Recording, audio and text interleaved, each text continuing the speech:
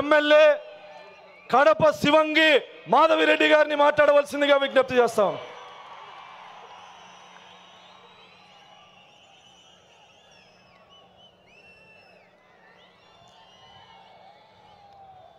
తిరుమలేసుని తొలి గడపైన కడపలో ఈ తెలుగుదేశం పార్టీ పెద్ద పండుగ మహానాడు 2025 జరగడం అనేది మనకు మన నాయకులు ఇచ్చిన కడప జిల్లా వాసులకు ఇచ్చిన గౌరవంగా ఈ సందర్భంగా గుర్తు చేసుకుంటున్నాము. ఈ కార్యక్రమానికి వచ్చిన మన పూజ్యులు గౌరవనీయులు తండ్రి సమానులు అధ్యక్షులు గౌరవ ముఖ్యమంత్రి గారికి, అలానే పార్టీ జాతీయ ప్రధాన కార్యదర్శి శ్రీ నారా లోకేష్ గారికి, అలాగనే తెలుగుదేశం పార్టీ అధ్యక్షులు పల్లా శ్రీనివాసరావు గారికి, మరియు తెలుగు రాష్ట్రాల నలుమూల నుండి వచ్చిన గౌరవ మంత్రివర్యులు, ఎంపీలు, ఎమ్మెల్సీలు, ఎమ్మెల్యేలు, అన్ని జిల్లాల అధ్యక్షులు, ఇన్ఛార్జీలు, అలాగనే నాయకులు, కార్యకర్తలు, ముఖ్యంగా మన కార్యకర్తలందరికీ చేతులెత్తి ధన్యవాదాలు తెలియజేసుకుంటున్నాను. ఈరోజు ఈ భారీ జనసందోహాన్ని చూస్తుంటే భారీ అనే పదం కానీ జనసందోహం అనే పదం కానీ వీటికి సరిపోవు. ఆకాశం ఈనిందా, నేల తల్లి కనిందా అనే విధంగా ఇసుక రాలితే రాలలేనంత జనం ఈరోజు కడపలో తెలుగుదేశం పార్టీ కార్యకర్తలు ఇంత పెద్ద ఎత్తున వచ్చారంటే కడప గడ్డ తెలుగుదేశం పార్టీ యొక్క అభిమానులదని మరొక్కసారి తెలియజేసుకుంటున్నాను. ఈరోజు ఈ కార్యక్రమం, ఈ మహానాడు కార్యక్రమం ఇంత విజయవంతం అవడానికి కారణమైన మన Mahanadu coordination team, food committee కానీ, డెకరేషన్ టీం కానీ, అరేంజ్మెంట్స్ టీం కానీ, ప్రతి ఒక్కరికి, అలాగనే అధ్యక్షులు శ్రీనివాస్ రెడ్డి గారు కానీ, మంత్రి సవిత గారు కానీ, అలాగనే ఈ కార్యక్రమానికి వచ్చిన అబ్జర్వర్స్ కానీ, మా జిల్లా ఎమ్మెల్యేలు, ఎమ్మెల్సీలు, ఇన్ఛార్జీలకు అందరికీ ధన్యవాదాలు తెలియజేసుకుంటున్నాను. అంతకంటే ముఖ్యంగా మన కార్యకర్తలు ఈ యొక్క కార్యక్రమాన్ని విజయవంతం చేసుకుంటున్నారని మరొక్కసారి తెలియజేసుకుంటున్నాను. ఈరోజు గర్వంగా తెలియజేసుకుంటున్నాను, we are from Kadapa, we are proud to be Kadapa people. ఇది కడపలో జరుగుతుంది కాబట్టి ఇంత పెద్ద చారిత్రాత్మకమైన ఘట్టం మన కడపలో మనం ఆహ్వానిస్తున్నాం, మనం అతిథులకు సేవ చేసుకుంటున్నాం. ఈరోజు ప్రతి ఒక్కరికి ఈ కార్యక్రమంలో అరేంజ్మెంట్ చేసి శబాస్ అనిపించుకున్నామంటే అది కడప జిల్లాలో ఉన్న తెలుగుదేశం పార్టీ అంటే. 43 సంవత్సరాల తెలుగుదేశం పార్టీ చరిత్రలో మొట్టమొదటిసారి మహానాడును ఈసారి మన అధ్యక్షులు మాన్యశ్రీ నారా చంద్రబాబు నాయుడు గారు, అలాగనే మన జాతీయ ప్రధాన కార్యదర్శి గారు నారా లోకేష్ గారు వాళ్ళు నిర్ణయించడమే మనకు దక్కిన గర్వంగా తెలియజేసుకుంటున్నాను. ఈరోజు తెలుగుదేశం పార్టీ ఏ స్వార్థం కోసమో కాదు, ఎవరి కోసమో కాదు పుట్టిన పార్టీ. తెలుగుదేశం పార్టీ అనేది తెలుగువాడి ఆత్మగౌరవ వేడి సెకండ్ నుండి నాటి ఢిల్లీ పాలకులకు తెలియజేయడం కోసం పుట్టిన పార్టీ. తెలుగుదేశం పార్టీ అంటే బలుగు బలహీన వర్గాల అభ్యున్నతికి, రాజకీయ ఆర్థిక స్వాతంత్రం కోసం పుట్టిన పార్టీ. తెలుగుదేశం పార్టీ సమర్థవంతమైన నాయకత్వం మరియు క్రమశిక్షణ కలిగిన, నిబద్ధత కలిగిన కార్యకర్తలే వెన్నెముక. ఏ రంగంలో కానీ తక్కువ కానీ తెలుగువాడి ఆత్మ గౌరవ ప్రతీక మన తెలుగుదేశం పార్టీ.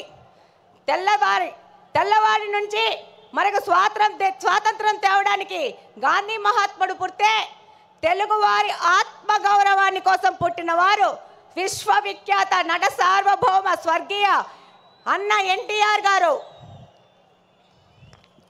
రాష్ట్రంలో మొట్టమొదటిసారి వృద్ధాప్య వికలాంగుల పెన్షన్లు ఇచ్చిన, వితంతు పింఛన్లు ఇచ్చిన దీన బాంధవుడు మన అన్న ఎన్టీఆర్ గారు అయితే, అదే పింఛన్లు ఈరోజు 4,000 నుంచి 15,000 వరకు పెంచిన ఘనత మన ముఖ్యమంత్రి శ్రీ నారా చంద్రబాబు నాయుడు గారిది.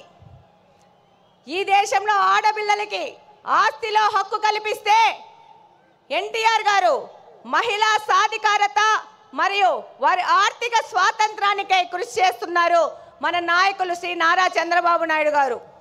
రాయలసీమ ప్రయోజనాల కోసం అన్న ఎన్టీఆర్ గారు తెలుగు గంగ ప్రాజెక్ట్ నిర్మిస్తే మన Nara Chandrababu Naidu garu SRBC, HNS, GNSS, KC canal modernization చేసి వాటి సాగునీటి తాగునీటి ప్రాజెక్టులను ప్రారంభించి లక్షలాది మంది రాయలసీమ ప్రజల దాహార్తిని తీరుస్తున్నారు.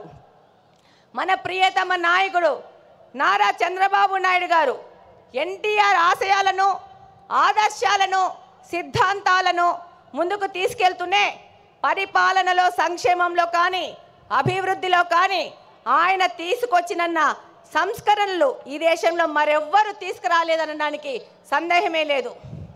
చంద్రబాబు నాయుడు గారంటే క్రమశిక్షణ, పట్టుదల, అంకుటిత దీక్ష, నేర్పు, ఓర్పు కలిగిన నాయకుడిగా ప్రపంచ దేశాలు అవసరాలను, సంక్షోభాలను అవకాశాలుగా మార్చి విజనరీ లీడర్గా ప్రపంచమంతా ఈరోజు కీర్తిస్తున్నది. అందుకే రాష్ట్ర అభివృద్ధి అనగానే ఎవరి పేరు గుర్తొస్తుంది?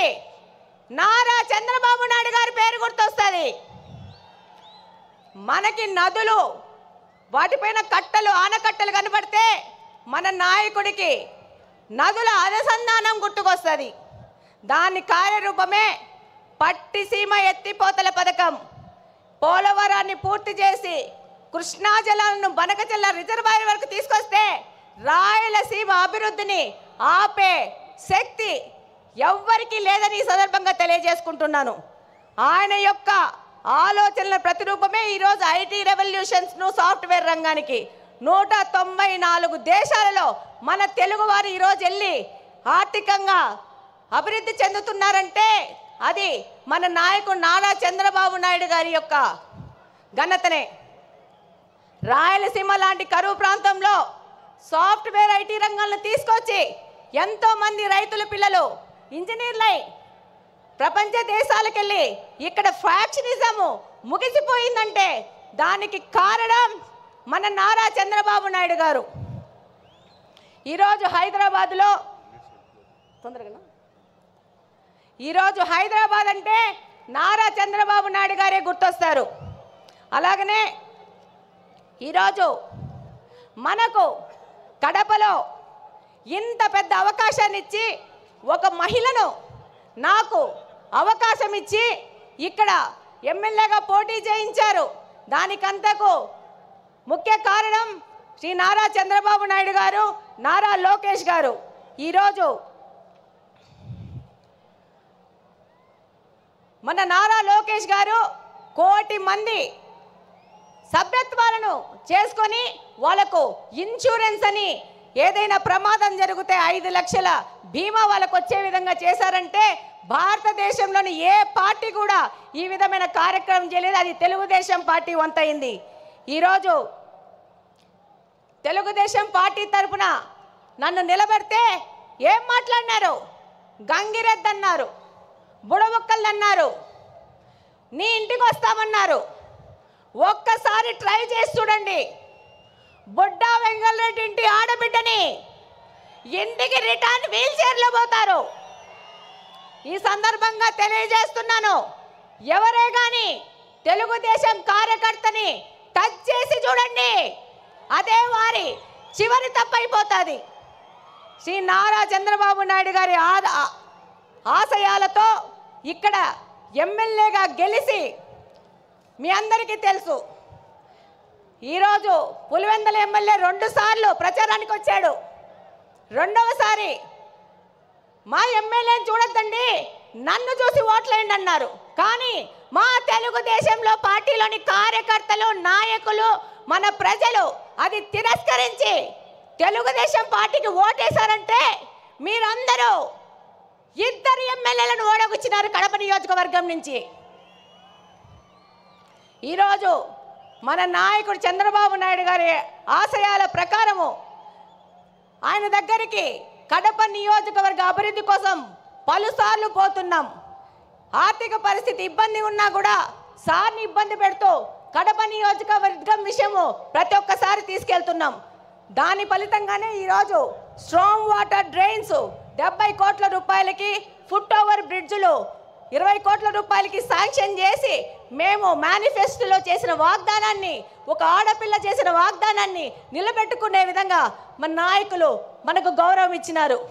ఈరోజు మన నాయకుల ఆశీస్సుల ప్రకారము మన కడప స్వచ్ఛ కడప అనే ప్రోగ్రాన్ని కడపలోని ప్రతి ఒక్క తెలుగుదేశం నాయకుడు కార్యకర్త వారానికి 2 రోజులు 6 గంటల నుంచి 9 గంటల వరకు కడప నియోజకవర్గ అభివృద్ధి కోసం తిరుగుతున్నారంటే అది మన నారా చంద్రబాబు నాయుడు గారి స్వచ్ఛాంధ్ర ముందుకు తీసుకుపోయే విధంగా మన కడపను కూడా స్వచ్ఛ కడప చేసుకోవాలని మా తెలుగుదేశం కార్యకర్తలు పాటుపడుతున్నారు.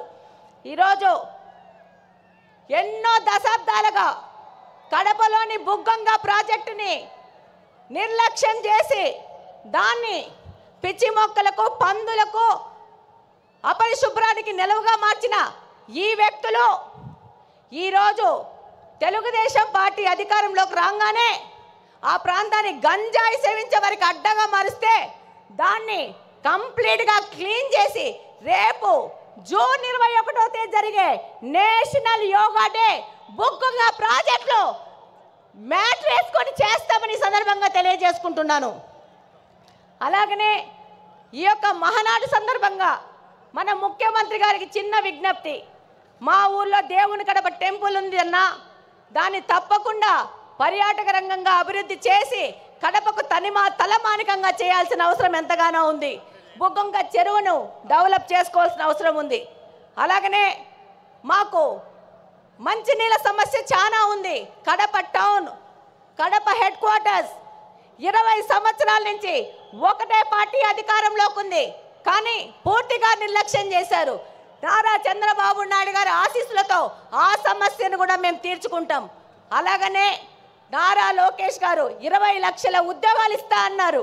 అందులో భాగంగా కడప హెడ్ క్వార్టర్స్లో మెగా జాబ్ వేళ ఏర్పాటు చేసి 2500 మందికి స్థానికంగా బహుళజాతి కంపెనీల్లో ఉద్యోగాలు ఇప్పించినాం. అలాగనే నారా లోకేష్ గారికి ధన్యవాదాలు చెప్పుకోవాల్సిన అవసరం ఉంది. ఎందుకంటే మొట్టమొదటి స్టార్టప్ కడపను P4 మోడల్ కింద మొదలు పెట్టారు. 6 నెలల్లో పూర్తి చేస్తున్నారు. ఇక్కడ కడపలోని యువతకి ఒక మార్గదర్శకంగా దిశానిర్దేశం చేసే విధంగా కడపను ముందుకు తీసుకుపోతున్నారు. అలాగనే మనం P4 మోడల్లో మన కడపలో నిఘా వ్యవస్థను పెంచడానికి 1 కోటి రూపాయల వ్యవధితో P4 మోడల్లో కెమెరాలు పెట్టబోతున్నాం.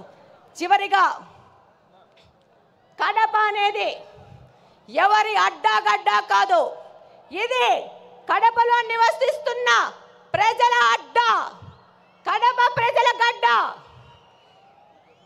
తెలుగుదేశం పార్టీ ఇందాకనే మీరు చూసింటారు, దాదాపు 15 మంది నాయకులు తెలుగుదేశం పార్టీ నాయకులు నిలబడ్డారు. మేమందరం తెలుగుదేశం పార్టీ కార్యకర్తలను ప్రజల దగ్గరికి తీసుకుపోయి వాళ్ళ ద్వారా మా ద్వారా ప్రజాసేవ చేస్తూ ఇది ప్రజల అడ్డా అని తెలియజేస్తున్నాం. అలాగనే నాకు ఈ మహావేదికలో మాట్లాడే అవకాశం కల్పించిన ప్రతి ఒక్కరికి ధన్యవాదాలు తెలియజేసుకుంటూ సెలవు తీసుకుంటున్నాను. జై హింద్.